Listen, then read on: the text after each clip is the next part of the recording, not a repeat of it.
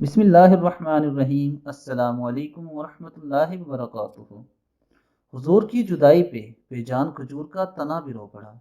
حضور صلی اللہ علیہ وآلہ وسلم جب خطبہ ارشاد فرماتے تھے تو کھجور کے ایک تنے سے ٹیک لگا لیتے تھے جو مسجد کے ستونوں میں سے تھا۔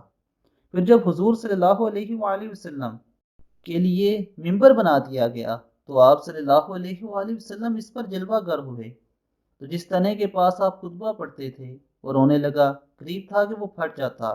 حضور صلی اللہ علیہ وآلہ وسلم ممبر سے اترے اور کھجور کے تنے کو پکڑ کر اپنے سینہ مبارک سے چمٹا لیا تو سسکیاں بھرنے لگا حتیٰ کہ خاموش ہو گیا۔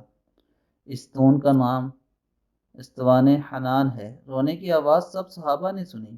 جمعے والے دن حضور صلی اللہ علیہ وسلم نے اسے ٹیک لگاتے اور یہ ستون حضور کی پشت مبارک کے بوسے لیتا۔